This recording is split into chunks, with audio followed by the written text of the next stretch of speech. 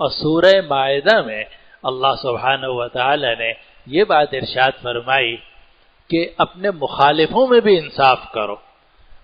پچھلی مرتبہ بھی یہ بات ہوئی تھی کہ ہماری زبانیں کھلی ہوئی ہیں، ہم اپنے مخالفوں کو کبھی کافر کہتے ہیں، کبھی فاسق کہتے ہیں، کبھی شرابی کہتے ہیں، کبھی زانی کہتے ہیں، نعوذ باللہ، کبھی گالیاں دیتے ہیں، کبھی کہتے ہیں کروڑوں کھا گیا، کبھی کہتے ہیں اربوں کھا گیا۔ جو ہمارے منہ میں آ رہا ہے ہم دوسروں کے اوپر الزام لگا رہے ہیں، حالانکہ یہ بدگمانی، بدزبانی، گالم گلوچ اور الزام تراشی یہ مسلمانوں کا طریقہ نہیں ہے۔ اور پچھلے ہفتے میں نے بہت ساری آیات آپ کو سنائی تھی کہ اس زبان کو قابو میں رکھو اور جو بات کرو انصاف سے کرو۔ علل حساب اندھادھند آپ اپنے موافقوں کو 100% درست سمجھو، اپنے مخالفوں کو 100% غلط سمجھو، یہ غلط طریقہ ہے۔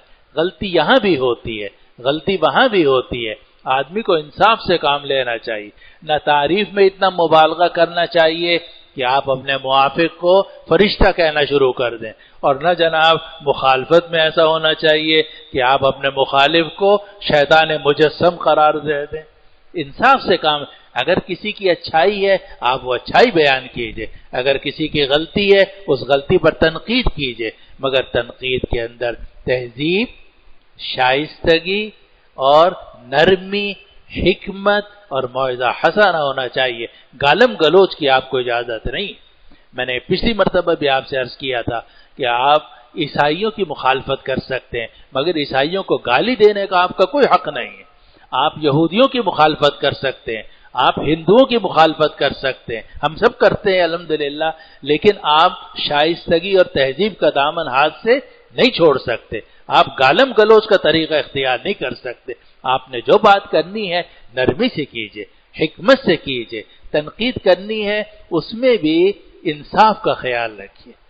قرآن نے سورہ مائدہ میں فرمایا، اے ایمان والو کونوا قوامین للہ شہداء بالقسط، اللہ کے لیے کھڑے ہو جاؤ، انصاف سے کام لو، انصاف کی گواہی دو۔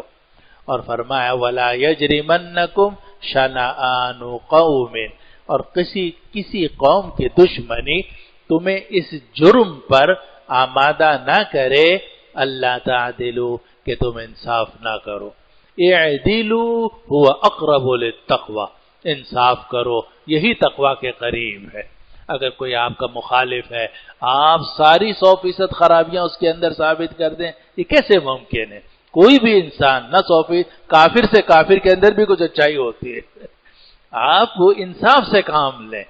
قرآن یہ کہتا ہے کہ اگر کوئی آپ کا مخالف ہے تو آپ انصاف سے تجاوز نہ کریں، اور پھر فرمایا اعدلوا هو اقرب للتقوی، انصاف کرو یہ تقوی کے قریب ہے۔